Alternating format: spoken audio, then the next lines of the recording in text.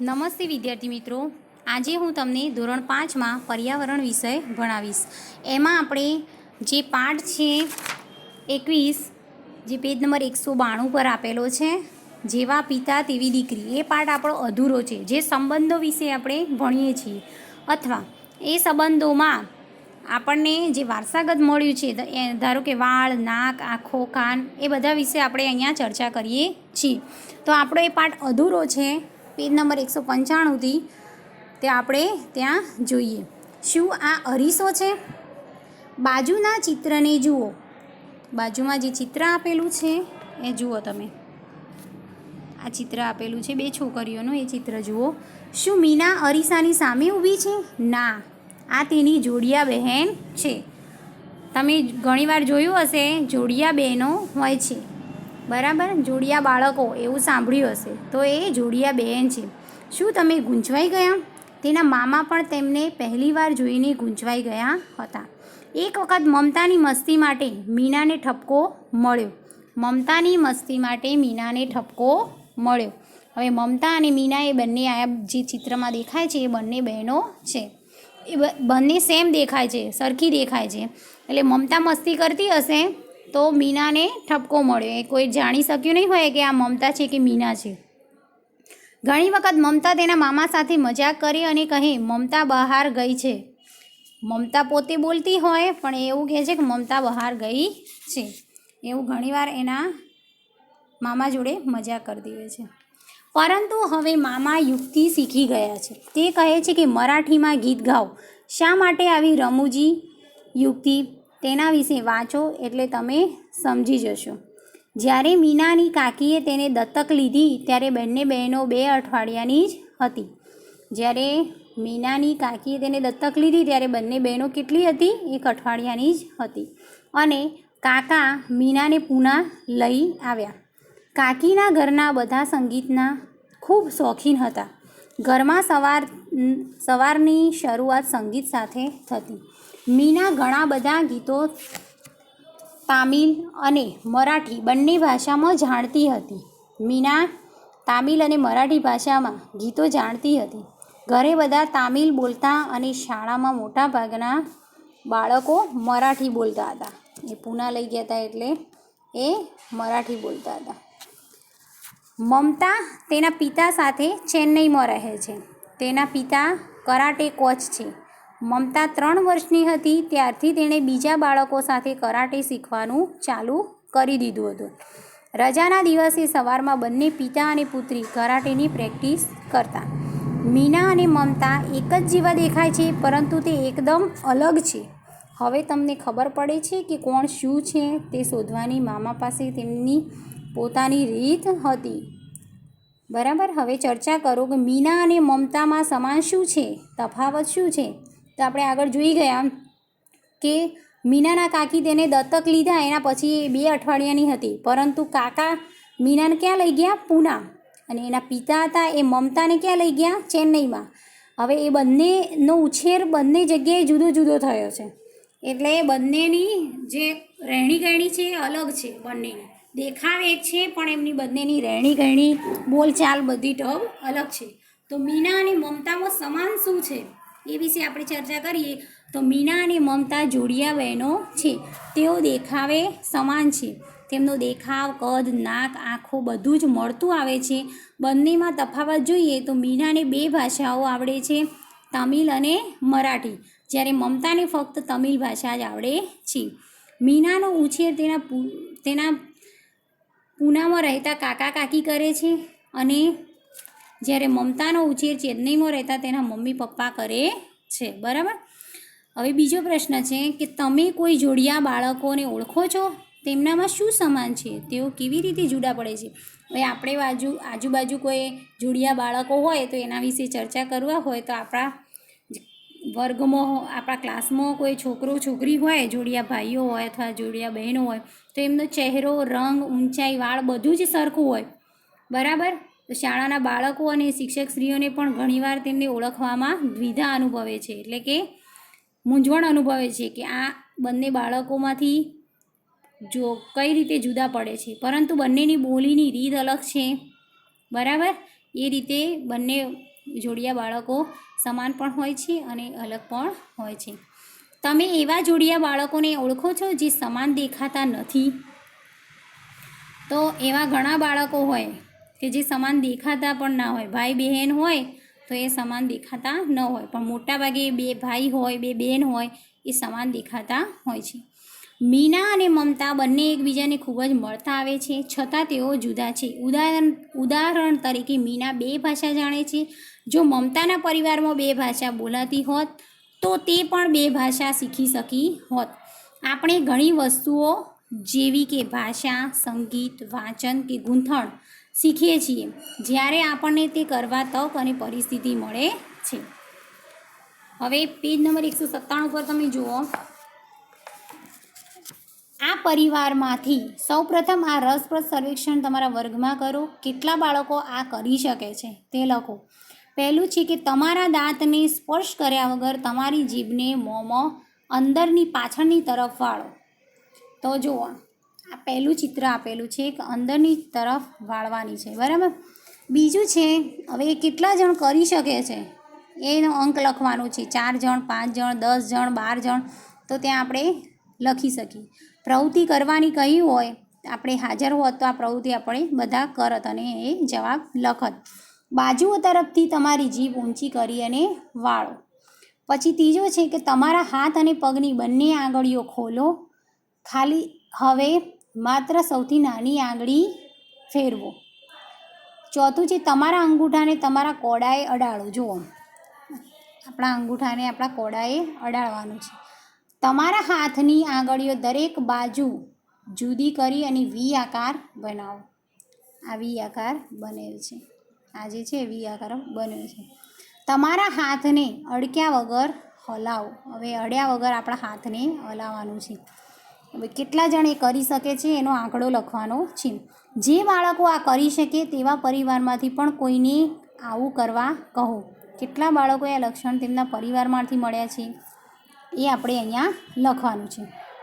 હવે અહીંયા નીચે વાતચીત આવેલી છે કે નાના, ચિંતા ન કરો. જો માતા પિતામાંથી કોઈ એકને પોલિયો હોય તો તેમના બાળકને પણ તે થાય તે જરૂરી નથી. હવે માતા પિતા બંનેમાંથી એકને પોલિયો હોય તો બીજાને થાય એવું કોઈ જરૂરી નથી, પરંતુ માતા પિતા તરફથી આ નહીં. શીતલ ખૂબ નાની હતી જ્યારે તેના પગને પોલિયોની અસર થઈ, પરંતુ તે ક્યારેય એના કામ અને જીવનમાં વચ્ચે આવેલ નથી. લાંબુ અંતર ચાલવું અને બહુ બધા દાદર ચઢવા એ તેના કામનો ભાગ છે. હવે શીતલના લગ્ન થઈ ગયા છે, પરંતુ હવે તેને ચિંતા હતી કે તેના બાળકને પણ પોલિયો થશે, તો તેણે આ વિશે ડૉક્ટર સાથે વાત કરી છે. એટલે ડૉક્ટરે શું કહ્યું? ના, ચિંતા ન કરો. જો માતા પિતામાં કોઈ એકને પોલિયો હોય તો તેમના બાળકને પણ એ પોલિયો હોય એવું જરૂરી નથી, એટલે કે ના હોય. હવે પાછળ જુઓ, પેજ નંબર 198 પર. શું તમે પોલિયો વિશે કંઈ વાંચ્યું કે સાંભળ્યું છે? હવે પોલિયો એટલે શું અને ક્યાં એ વિશે આપણે ચર્ચા કરીશું. તો પોલિયો વિશે આપણે પુસ્તકોમાં, સમાચારપત્રો અને સરકારી વિજ્ઞાપનોમાં વાંચીએ છીએ. પોલિયો વિશે ટીવીમાં પણ હંમેશા બતાવવામાં આવે છે કે પોલિયો એક ગંભીર રોગ છે જેનાથી બાળકો વિકલાંગ, એટલે કે પગથી અપંગ થઈ જાય અથવા હાથે કંઈ તકલીફ થાય તો તેનાથી પગમાં ચાલવાની ક્ષમતા નથી રહેતી અથવા ઓછી થઈ જાય છે, પગ પાતળા થઈ જાય છે. જેને પોલિયો થયો હોય, પોલિયાની તકલીફ હોય, એ છોકરો એક ગંભીર રોગ છે તો એ છોકરાને પગથી તકલીફ થાય છે, પગની ચાલવાની ક્ષમતા જતી રહે છે અથવા તો એ પગ પાતળા થઈ જાય છે, એનાથી એ ચાલી શકતો નથી.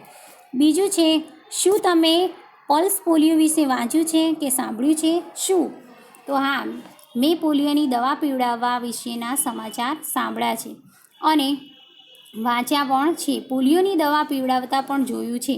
સરકાર દ્વારા પોલિયોની દવા વર્ષમાં 2 વખત પીવડાવવામાં આવે છે, તેને પલ્સ પોલિયો કહે છે. સરકાર દ્વારા 2 વાર પોલિયોની દવા પીવડાવવામાં આવે છે, યાદ રાખજો. પરીક્ષામાં પૂછાય તો યાદ રાખજો. પલ્સ પોલિયો કોને કહેવાય? તો સરકાર દ્વારા પોલિયોની દવા વર્ષમાં 2 વખત પીવડાવવામાં આવે છે, તેને પલ્સ પોલિયો કહે છે. પોલિયો મટાડવા માટેનું અભિયાન ચલાવવામાં આવે છે. તેની જાહેરાતો ટીવી અને સમાચાર પત્રોમાં આવે છે. પોલિયોની દવાના ટીપાં નાના બાળકોને પીવડાવવામાં આવે છે. આથી પોલિયો થવાની શક્યતા મહદઅંશે ઓછી થઈ જાય છે. હવે ત્રીજો પ્રશ્ન છે કે તમે કોઈને જાણો છો કે જેને પોલિયો થયો હોય? તો હા, આપણી શાળામાં ઘણા એવા બાળકો હોય છે જે પગેથી ચાલવાની ક્ષમતા ગુમાવે છે, એટલે કે જમણા પગે કે ડાબા પગે એમને અપંગ થઈ જાય છે, તો એને ચાલવામાં મુશ્કેલી અનુભવે છે એ લોકો. હવે નીચે જુઓ પ્રશ્ન, નીચે એક પેરેગ્રાફ આપેલો છે મોટો, એ આપણે સમજવાનું છે. વટાણા સાથે પ્રયોગો, લીસા કે ખરબચડા.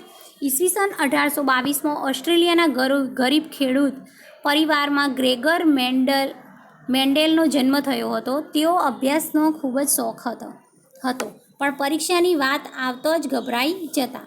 તેમની પાસે યુનિવર્સિટીમાં જઈને અભ્યાસ કરવાના નાણાં ન હતા. કોની પાસે? તો એક ઓસ્ટ્રેલિયાનો જે ગરીબ ખેડૂતનો ગ્રેગર મેન્ડેલ નામનો જે જન્મ થયો છે એ છોકરો, એને બરાબર, તો એની પાસે અભ્યાસ કરવાના નાણાં ન હતા, એટલે કે પૈસા ન હતા. આથી તેમણે એક મઠમાંથી સાધુ બનવાનો વિચાર કર્યો. તેમણે વિચાર્યું કે ત્યાંથી તેમને વધુ અભ્યાસ માટે મોકલવામાં આવશે, જે તેમને જોઈતું હતું.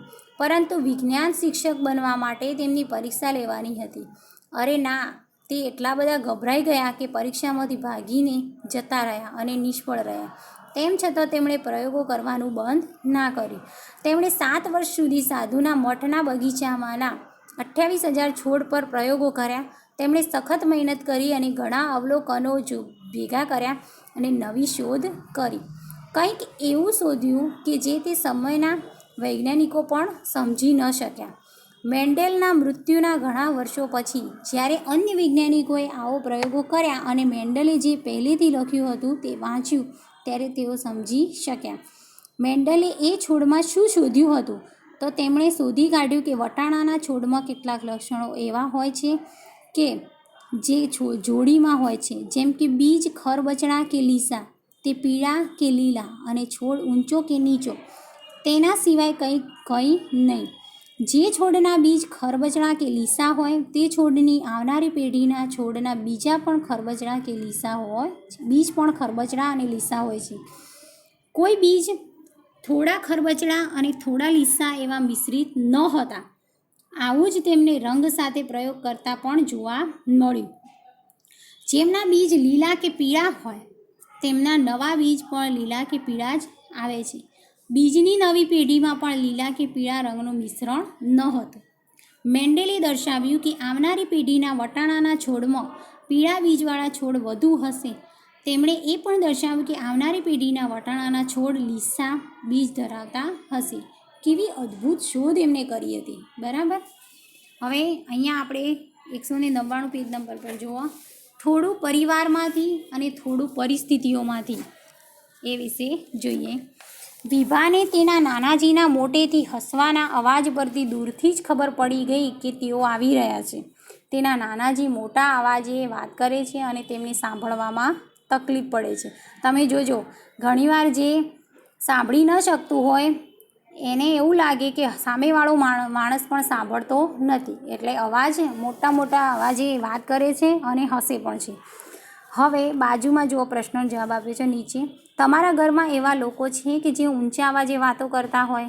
શું તે તેમની ટેવ છે કે પછી તેઓ બરાબર સાંભળી શકતા નથી?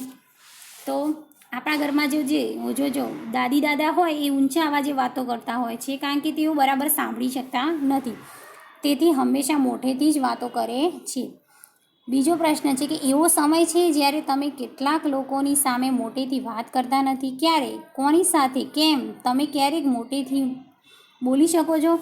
તો હા, આપણા વર્ગમાં, એટલે કે અમારા વર્ગમાં તમે લખી શકો કે અમારા વર્ગમાં શિક્ષણ કાર્ય ચાલુ હોય અથવા તો સર ભણાવતા હોય ત્યારે અમે અંદર મોટેથી વાત કરી શકતા નથી. આ ઉપરાંત અમારી શાળાના આચાર્યશ્રી સામે મળે ત્યારે અમે મોટેથી વાત કરી શકતા નથી, કારણ કે આચાર્યશ્રી અમારા સન્માનનીય વ્યક્તિ છે. જ્યારે અમે રમતના મેદાન પર હોઈએ ત્યારે અથવા તો રિસેસના સમયે મોટેથી બોલી શકીએ છીએ, આપણે ઊંચા અવાજે વાત કરી શકીએ છીએ. ઘરે હોઈએ ત્યારે પિતાજી ઓફિસથી ઘરે આવી જાય પછી મોટેથી વાત કરી શકતા નથી, કારણ કે તેમને ઘોંઘાટ પસંદ નથી. બાકીના સમયે મમ્મીની હાજરીમાં મોટેથી વાતો કરીએ છીએ આપણે, બરાબર. હવે આગળનો પ્રશ્ન જુઓ. કેટલાક લોકો કેટલાક લોકો તેમને સરખું સંભળાય તે માટે કાનમાં યંત્ર પહેરે છે. તમે જોયું હશે ઘણીવાર કાનમાં યંત્ર પહેરીને ઘણા વાતો કરતા હોય. કેટલાક લોકો તેમની બીજી રીતે મદદ કરવા લાકડી કે ચશ્માનો ઉપયોગ કરે છે. આવું જે કરતા હોય તેવા કોઈને તમે જોયા છે? તો હા, આપણા મિત્રના દાદાજી હોય, આપણા દાદાજી પણ ઘણીવાર સાંભળી શકતા ન હોય તો તેઓ સાંભળવા માટે કાનમાં યંત્ર પહેરે છે. અને જેને સાંધાનો દુખાવો હોય, બીમાર હોવાથી તો ચાલવામાં તકલીફ પડતી હોય તે લોકો લાકડીનો ઉપયોગ કરે છે. અને જેને સ્પષ્ટ વાંચી શકતા ના હોય એટલે કે દેખાતું ના હોય એવા લોકો ચશ્માનો ઉપયોગ કરે છે.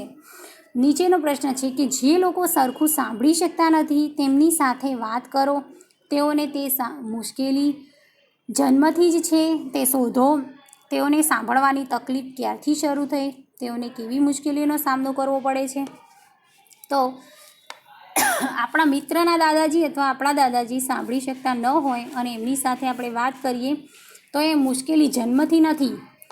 તો જ્યારે આપણે 10મા ધોરણમાં અથવા 9મા ધોરણમાં અથવા 5મા ધોરણમાં ભણતા હોય અને કદાચ ઇનકેસ એમને અકસ્માત થયો હોય તો એવા સમયે એ ઓછું સાંભળવા લાગે છે.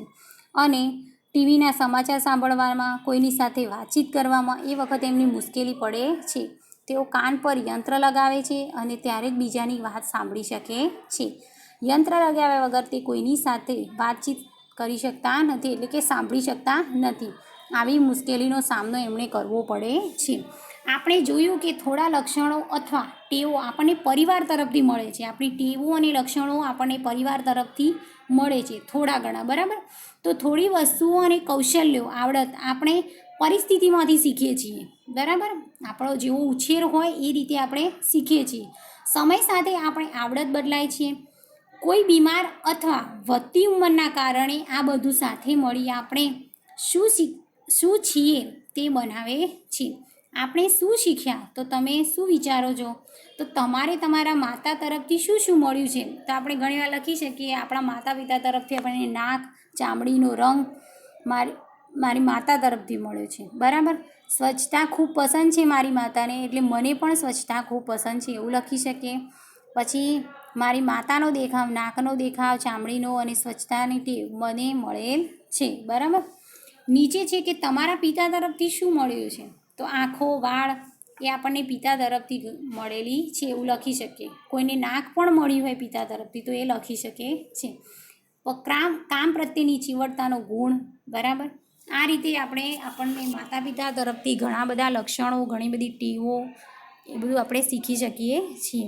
અહીંયા આપણો પાઠ પૂરો થાય છે. આનું હોમવર્ક હું PDF મોકલીશ ત્યારે તમારે તમારી નોટબુકમાં લખવાનું અને પાઠનું વાંચન કરતું રહેવાનું જેથી આપણને પરીક્ષામાં આવડે કંઈ પ્રશ્નોના જવાબ, બરાબર? ધન્યવાદ.